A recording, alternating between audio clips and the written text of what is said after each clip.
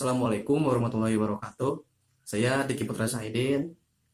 Dalam video ini saya ingin membahas suatu tema, yaitu pandangan atau isme di dalam pengerjaan tugas mata kuliah studi Islam. Yang pertama, saya akan membahas apa itu hedonisme, apa itu materialisme dan pragmatisme. Oke. Pandangan saya yang kepada poin pertama, yaitu materialisme, adalah suatu pandangan yang dimana mereka biasanya memprioritaskan dan menilai seseorang itu dari sudut pandang ekonomi. Jadi jika saya bertemu si A, saya itu akan menilai tidak melalui covernya, tapi melalui apakah isi dompetnya itu tebal apa tidak. Nah, pandangan ini biasanya dimiliki oleh setiap kaum Hawa maupun kaum Adam. Biasanya mempunyai perbandingan yang sangat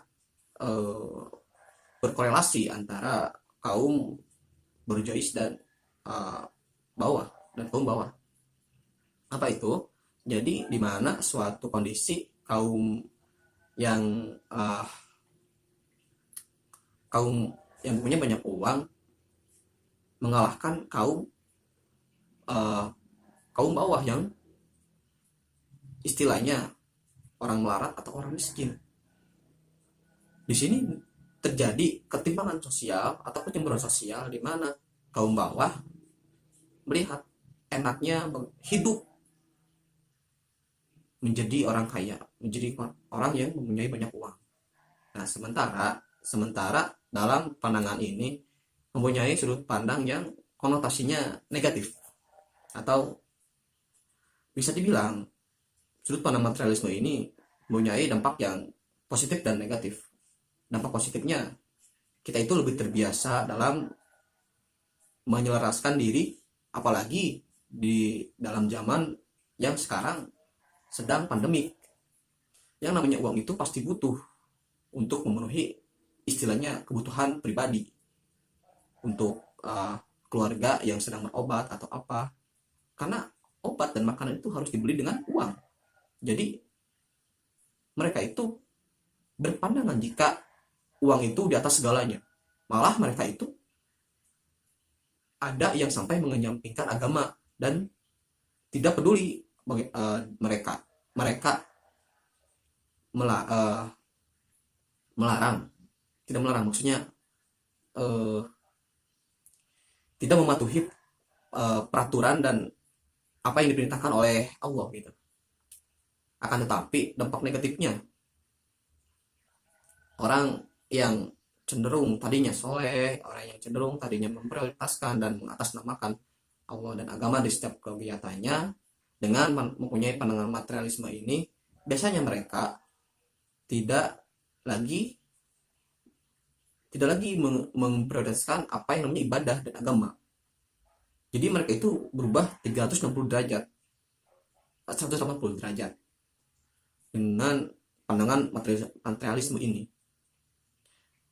Akan tetapi pandangan materialisme ini sebenarnya berkorelasi dengan tiga pandangan ini, yaitu pandangan materialisme berkorelasi dengan pandangan hedonisme dan pragmatisme. Tapi kaitannya, korelasinya lebih dekat, lebih kuat dengan hedonisme, materialisme ini. Jadi bagaimana sih orang yang mempunyai pandangan materialisme ini? Menurut saya, pandangan saya terhadap orang yang mempunyai materialisme ini, saya sebenarnya benci. Saya sebenarnya tidak suka.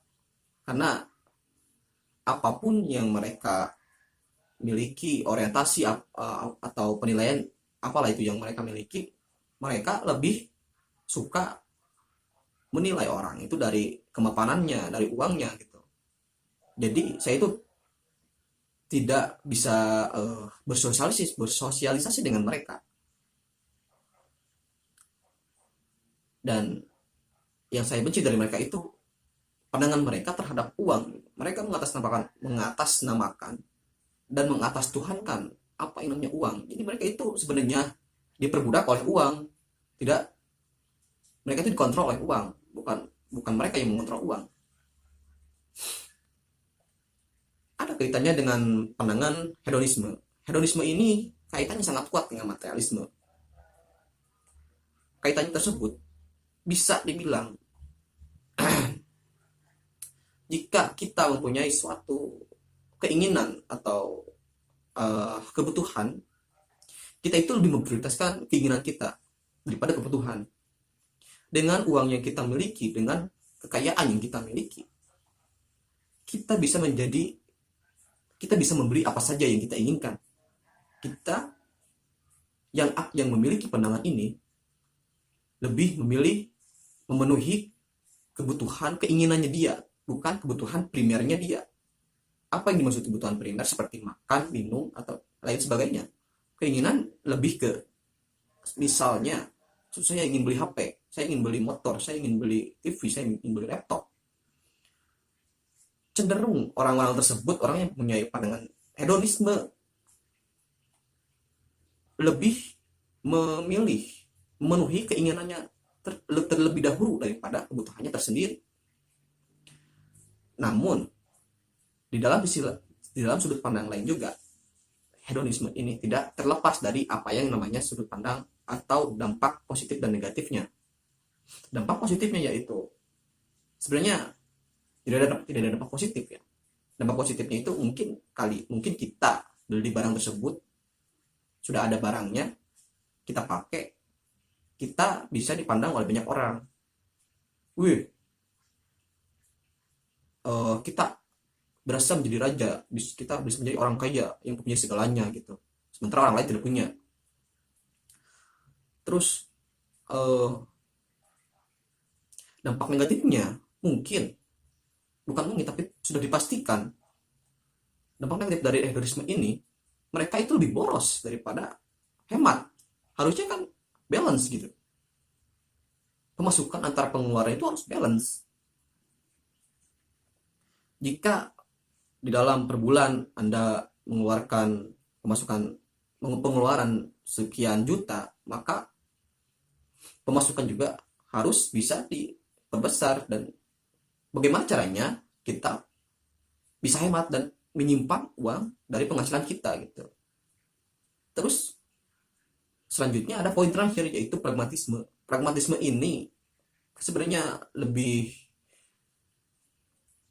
di mana ada uang, di situ urusannya akan lancar. Jadi di pandangan pragmatisme ini sebenarnya ada dua sudut pandang. Ada satu sudut pandang sebenarnya yang bertolak belakang dengan pragmatisme ini, yaitu namanya idealisme. Idealisme dan pragmatisme itu sebenarnya tidak jauh beda, akan tetapi yang membedakan di antara mereka berdua yaitu jika idealis lebih ke 100% harus sempurna. Apapun jika kita mengerjakan tugas, kita itu harus sempurna di mata para dosen dikala mereka menilai tugas kita gitu. Terus pandangan pragmatisme ini lebih ke ya udah asal beres aja gitu tugasnya, asal nilai kita tidak di bawah KKM gitu. Sebenarnya saya menangkap ketiga poin ini saling berkaitan satu sama lain. Dan pesan moral yang saya temukan dari ketika pembahasan ini yaitu kita sebagai manusia, kan sudah hakikatnya kita sebagai makhluk sosial harus hidup berdampingan satu sama lain, membantu satu sama lain. Dengan adanya variasi orientasi pandangan orang, kita itu menjadi orang yang bermacam-macam budaya yang bervariasi. Dan di mana saya menangkap jika tidak ada pandangan tersebut dan tidak ada orang-orang yang memiliki pandangan tersebut, hidup kita itu tidak berwarna. Saya lebih memilih pandangan idealisme atau pragmatisme. Saya lebih pro kepada pandangan menurut saya baik, yaitu idealisme. Mungkin itu saja yang bisa saya sampaikan dalam video ini. Mohon maaf jika ada kesalahan. Assalamualaikum warahmatullahi wabarakatuh.